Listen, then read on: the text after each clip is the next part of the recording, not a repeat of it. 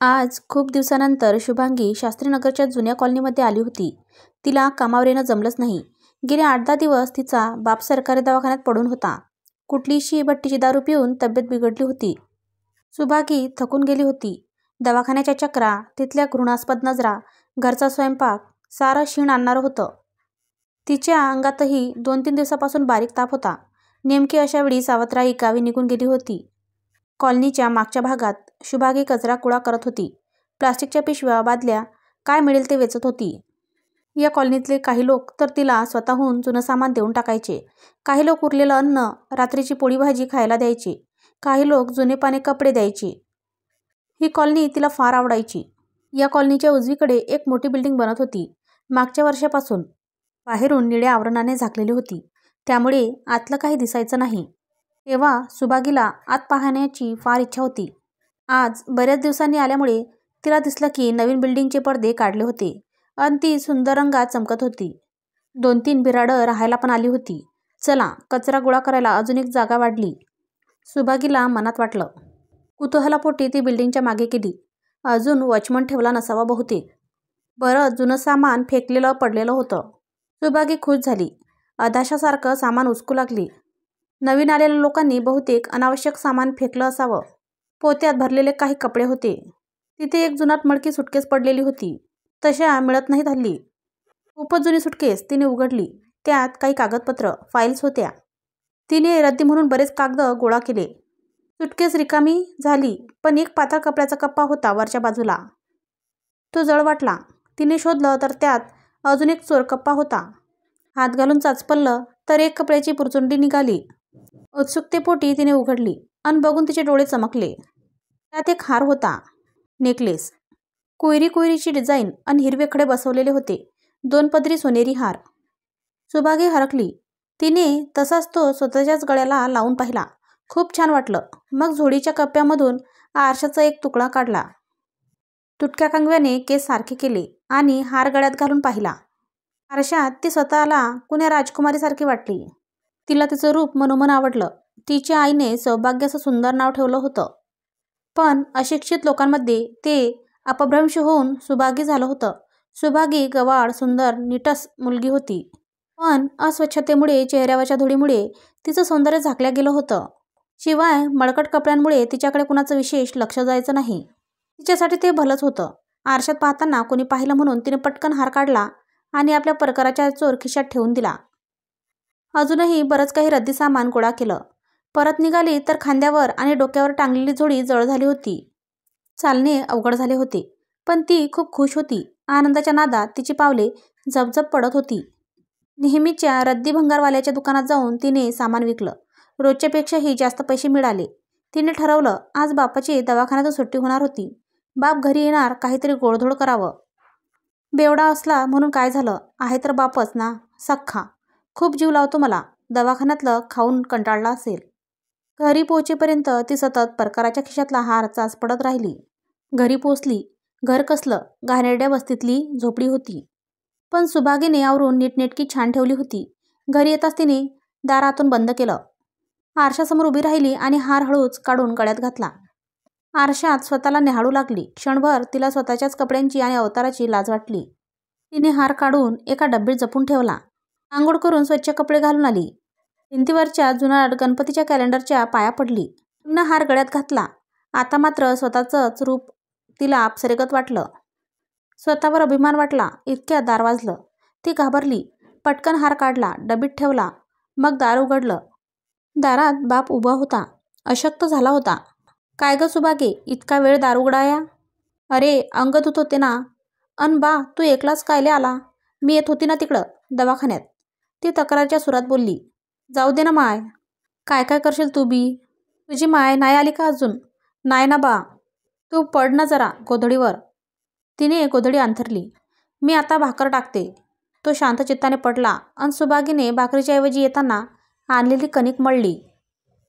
केरोसिनच्या स्टोव्हवर शिरा आणि पोळ्या केल्या. बापलेक आनंदाने जेवले. बापाला खूप आनंद वाटला. मायेनं गळा दाटून आला. संध्याकाळी तिच्या बापाला पुन्हा प्यायची तलप झाली. दवाखान्यात 5-6 दिवस त्याला मिळाली नव्हती. आजारी होता, त्यामुळे सहन केलं. पण तो शुभांगीकडे पैशाची मागणी करू लागला. तिला वाटलं होतं एवढं जीवावर बेतल्यावर त्याची ही सवय सुटेल. फगस्त आज एक डाव दे. देना ग माय. पैसे. फगस्त आजच. देना माय. तो गयावया करू लागला. सुभागी तटस्थ. मग तो झटापटीवर आला. इतक्या उन्हातानात मेहनतीने कमावलेले 50-100 रुपये त्याला देताना तिचा जीव तुटला. 2 दिवस या पैशात धकले असते असं वाटलं. बा, तू नाही कमावलं तर काय नाही, पण हे असं गमावू नको ना रे. आजच तर दवाखान्यातून सुट्टी झाली ना, मग कशाले? हे अखेरचं सुभागे. बाळ दार लावून घे. आत्ता आलोच. तो गेला आणि सुभागी डोक्याला हात लावून बसली. हाराचा विचार मनात आला आणि तिचा चेहरा खुलला. पुन्हा एकदा दार लावून दिव्याच्या मंद उजेडात ती स्वतःला पाहू लागली. मग तिच्या लक्षात एक गोष्ट आली की हा नेकलेस ती कधीच घालून मिरवू शकणार नाही. तिच्या वस्तीला, परिस्थितीला आणि कपड्यांना पाहून एवढा भारी हार तिच्याकडे असणं साजेसं नव्हतंच. कुणालाही तो चोरीचाच वाटणार. या छोट्याशा झोपडीत किती दिवस आणि कुठे म्हणून तो हार लपवणार?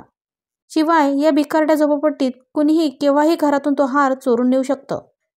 तिची सावध राही तर तो नेकलेस घेऊन टाकेल किंवा मग विकून टाकेल. जर तिला हार नाही दिला तर ती काहीही घाणेरडे आरोप करेल.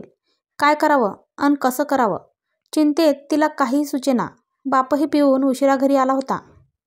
पोरीनं गोडधोड केलं, पैसे पण दिले या आनंदात होता. नशेत कौतुक करत होता. रडत होता.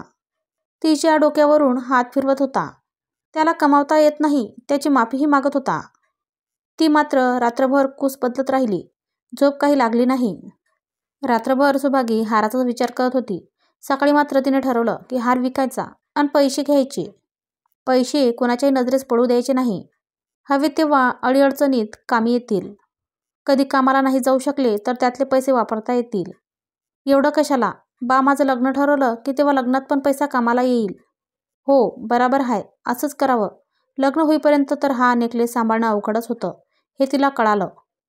सकाळी रोजच्यासारखी ती उठली, न्याहारी केली आणि मडके कपडे घालून कचरा गोळा करायच्या कामावर निघाली. 1-2 तासात 2-4 कॉलन्या पालथ्या घातल्या. सामान विकून रोजचे पैसे मिळाले. ती घेऊन निघाली.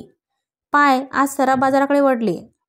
सगळ्या दुकानासमोरून जाताना तिला पुन्हा पुन्हा आपल्या अवताराची लाज वाटत होती. सगळे पॉश लोक कारमधून उतरत होते. भारी कपडे अन परफ्यूमच्या वासाने परिसर दरवळत होता. लोक तिच्याकडे तिरस्कृत नजरेने पाहत होते. सगळ्या दुकानांसमोर सिक्युरिटी गार्ड होते. कोणीही तिला जवळ फिरकू देईना. ती नाराज होऊन बाजाराच्या एका कोपऱ्यामध्ये बसली. कळकट प्लास्टिकच्या बाटलीमधलं पाणी पिलं. बट्यातून 10 रुपये काढले. हार एकदा चेक केला. वडापावच्या गाडीकडे गेली. एक वडापाव खाल्ला. अजून एक खावा वाटत होता, पण तिने मन मारलं. पाणी पिऊन सराफ गल्लीच्या टोकापर्यंत चालत निघाली. तिथं एक छोटं दुकान होतं. तिथे काम करणारा माणूस हळूच बाहेर येऊन तिला म्हणाला, काय पाहिजे? अंगठी का झुमका? त्याच्या त्या बोलण्याची अन बघण्याची तिला शिसारी आली. काय बी नको म्हणत ती भराभर पुढे निघाली. तो मागून बोलवत होता, पण असल्या लोकांना ओळखण्याची सवय तिला अनुभवातूनच झाली होती. आता गल्लीतलं शेवटचं छोटंसं दुकान तिने पाहिलं. दागिने घडवणाऱ्याचे दुकान होतं. गल्ल्यावर बसलेला चष्मेवाला वयस्कर माणूस तिला जरा बरा वाटला. धोती, शर्ट, पगडी घातलेली होती. त्याच्या हाताखाली 2-3 माणसे होती. काचेच्या शोरूमपेक्षा तिला हे पेठीवजा दुकान बरं वाटलं. विश्वासू देखील वाटलं. सुभागी हिंमत करून निघाली. दुकानात चढताना नोकरांनी हटकलं. चल बाई, बाहेर चल. कुठे घुसू राहिली? अरे बाबा, असं काय हाकलतो? मी काय भीक नाही मागत. शेटकडं काम आहे म्हणून आली ना. कर्मचाऱ्याने विचारलं. काय काम आहे सांग ना. हार विकायचा आहे. सोन्याचा? हो, मग काय खोटा? तो आत गेला. शेठच्या कानात कुजबुजला. शेठने मान डोलावली. ये पोरी, आत ये बस. शेठ नरमाईने बोलला. काय चहा पाणी घेशील का? कर्मचाऱ्याने अदबीनं विचारलं. नाही बा, पाणी न गं. हा, चहा चालल ना, पण चिल्लर नाही माझ्याकडे. सुभागी बोलली. अगं पैसे कशाला? असंच प्यायचा चहा. ए पोऱ्या, 2 चहा सांग रे. हा पोरी, बोल, काय काम आहे दुकानात? शेठने विचारलं. हा शेठ, ह्यो हार कितीचा आहे ते विचारायचं होतं. तिने परकाराच्या खिशातून हार असलेली चिंदी काढली. गाठ सोडून हार समोर ठेवला. हार मळकट झाला असला तरी त्याची बनावट, नक्षीकाम आणि बसवलेले पाचू अप्रतिम होते हे जाणकार माणसाला लगेच कळलं. शेठच्या डोळ्यात चमक आली. तरीही त्याने चेहऱ्यावर साधारण प्रश्नार्थक भाव ठेवले. हाताखालच्या मदतनीसाची तर बेचैनी वाढली. हा हार तुझ्याकडे कसा? सेठने चष्म्यातून पाहत विचारले. कसा म्हणजे? सुभागी. कुणाचा आहे? सेठ. आता मात्र सुभागीची हुशारी एकदम जागृत झाली. शाळा जास्त शिकली नसली तरी जन्मजात हुशारी आणि जीवनातल्या अनुभवातून आलेलं शहाणपण कामी येतच. कालपासून सगळे विचार झाले, पण या प्रश्नाचा विचार तिने केलाच नव्हता. तिचा आताचा अवतार आणि राहणीमान बघता हा प्रश्न येणारच होता. हार सापडला म्हणून सांगावं तर परिणाम काय होईल? ती विचारात पडली. एवढा काय विचार करती? हा हार विकायचा आहे ना तुला? मग त्याचं बिल नाहीतर खरेदी खत लागेल ना, ते आहे का तुझ्याकडे? मदतनीस विचारत होता.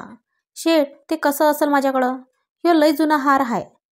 माझ्या आजीनं माझ्या माईला दिला होता आणि माझ्या मायनं मरताना मला दिला. तिचे डोळे ओलसर झाले. अरे रे, होय का? कधी गेली तुझी आई? झाली 10 वर्ष. तिला वाटलं म्या लग्नात घालन हा हार. मग आता का विकायचा आहे? शेठ, माझा बा काय बी काम करत नाही, पितो आणि तो बिमार बी आहे. घर चालवाया पैसा नाही म्हणून विकायचं आहे. बरं असू दे, बघतो. हरकत नाही. सूरजमल, हे जरा तपासून घे रे. शेठने आदेश दिला. तिने मदतनीसाला हार दिला. पोऱ्या चहा घेऊन आला. सुभागीला एक चहा आणि एक पार्लेजीचा पुडा दिला. तिची भूक अर्धवट राहिली होती. ती चहा बिस्किटात रमली. तिला शेठबद्दल खूप आदर वाटला. सूरजमलने शेठला इशाऱ्याने बोलावले. शेठ गल्ल्यावरून उठून हळूच आतल्या खोलीत गेला. दार लावलं. दोघात काहीतरी गुप्त बोलणं झालं. शेठ बाहेर येऊन गल्ल्यावर बसला. सुभागीचं चहा बिस्किट खाऊन झालं. निरागसपणे ती दुकानातले सगळे डिझाईन्स बघत होती. शेठने हाक मारल्यावर, सूरजमल, झालं का नाही? लवकर ये ना बाबा. सूरजमलने त्याच मळक्या कपड्याच्या पुरचुंडीत हार आणून दिला. काय झालं काका? तिने आश्चर्याने विचारले. सेठ बोलले, हे बघ पोरी, तुमच्या घरातला जुना हार असला तरी पण हा मला विकत घेता येणार नाही. काऊन सेठ? हे बघ, मनाला नको लावून घेऊ, पण हा हार नकली आहे, सोन्याचा नाही. शेठ बोलला. पण सुभागीच्या सगळ्या योजनांवर पाणी पडलं. सुभागी मनात खूप दुःखी झाली. आपण उगीच इतका आटापिटा केला असं वाटलं. चला, बरं झालं ताण गेला असंही वाटलं एक क्षण. पुन्हा वाटलं खोटा आहे म्हणजे घालून मिरवताही येईल. अहो काका, असं कसं म्हणता? तिला आता खोटं बोललेलं निभावणं भाग होतं. मन म्हणालं, कोणी पण कचऱ्याच्या ढिगात सोन्याचा हार कशाला टाकेल? आपलंच चुकलं. असा सगळा विचार डोक्यात चालला होता. तिच्या चेहऱ्यावरचे भाव पाहून सूरजमल बोलला. हे पहा पोरी, तुला आमच्यावर विश्वास नसेल तर सराफ्यात कुठं पण विचारून ये. आमचं काय नाही. तसं नाही काका, आजीनं खोटा हार कसा जपला एवढं वर्ष असं वाटलं. बनावट तर फार छान आहे हाराची. सेठ बोलले. मालक, ते पॉलिश खूप छान केलंय, जुन्या काळातलं. त्याच्यामुळे तो सोन्याचा आहे असं वाटतं बघितलं की. सूरजमलने पुष्टी केली. सुभागीच्या मिश्र भावना होत्या, पण तिला या लोकांवर खूप विश्वास जडला होता. तसं नाही काका, तुमच्यावर भरोसा आहे, पण हार विकायचा होता, पैशाची गरज होती. ती खंत करत बोलली आणि पुरचुंडी घेऊन उठली. मग नाही घेणार का विकत? शेवटचं बोलून ती जायला निघाली. तेवढ्यात सेठने सूरजमलला इशारा केला. शेठ, गरीब पोरगी आहे, इमानदार आहे, पैशाची गरज आहे बहुतेक. ते पॉलिशचे पैसे तरी देऊ शकता ना बिचारीला? सूरजमल बोलला. ती थबकली. होय का काका? मिळतील का थोडे काही पैसे? सूरजमल, बघ बरं, पुन्हा एकदा काही निघतात का? सेठ बोलला आणि सुभागी पुन्हा आशेने थांबली. हार त्याला दिला आणि बाकडावर बसली. तो आत गेला, बाहेर आला, बोलला, पुन्हा गेला, आला. ती आशेने बघत राहिली. सेठ, 430 रुपये भरतील पॉलिशचे आणि ते जडलेल्या खड्यांचे.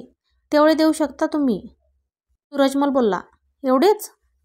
सुभागी मनातून खुश होती. फुकटात पैसे मिळत होते, पण चांगले लोक म्हणून ती ताणत होती. बरं, 470 रुपये लावून टाकू. घे, शेठ बोलला. काय सेठ, 500 रुपये तरी लावायचे ना, केवढ्या आशेने आले होते मी. सुभागी नाराजीने म्हणाली. बरं पोरी, तुझ्या मनासारखं होऊ दे, घे 500 रुपये. शेठ हसत म्हणाले. ती हरकली. 500चे पण सुटे घेतले. घरात लपवायला सोपे, बापाने मागितले तरी थोडे थोडे देता येतील. ती निघणार एवढ्या सेठ बोलला. अरे सूरजमल, ते डिझाईनसाठी ठेवलेले खोटे हार आहेत ना वरच्या डब्यात, त्यातला एक पोरीला दे बरं. बिचारी रिकाम्या हाताने चालली ना. बरं मालक. 5 मिनिटात त्याने खूपच सुंदर नकली हार आणून दिला. आता तर तिच्या आनंदाला पारावार राहिला नाही. तिने कृतज्ञतेने सेठला हात जोडले अन हार घेऊन घरी निघाली. नवा हार घालून स्वतःला आरशात निहाळताना ती खूप सुंदर दिसत होती. सुभागी खुश होती. नवा हार मिळाला, 500 रुपये मिळाले. पण आता कुणाची भीती पण नाही. कचऱ्यातल्या हाराचा सौदा मात्र फायद्याचा ठरला. देव माणसं भेटली बुवा आज. सुभागी देवाला म्हणाली. तिकडे सुभागी गेली आणि सेठ चष्मा आडून सूरजमलकडे बघून हसले. 1 चाय बिस्किट, 500 रुपये नगद आणि 200 रुपयाचा नकली हार, बदल्यात 3 तोळ्याचा पाचूचा हार, तो पण अँटिक. सेठ, सौदा फायद्याचा झाला का नाही? सूरजमल टाळी वाजवून हसत बोलला. सेठने पाकिटात 5,000 रुपये घातले अन त्याला देत म्हणाले, तुझं बक्षीस ठेव बरं, तुला पण फायद्याचा सौदा. जा, सगळ्यांना 1-1 चहा सांग पटकन. सेठ आणि सूरजमल दोघे खुश. मित्रमैत्रिणींनो, कथा आवडल्यास चॅनलला लाईक करा, शेअर करा आणि सबस्क्राईब करा. धन्यवाद.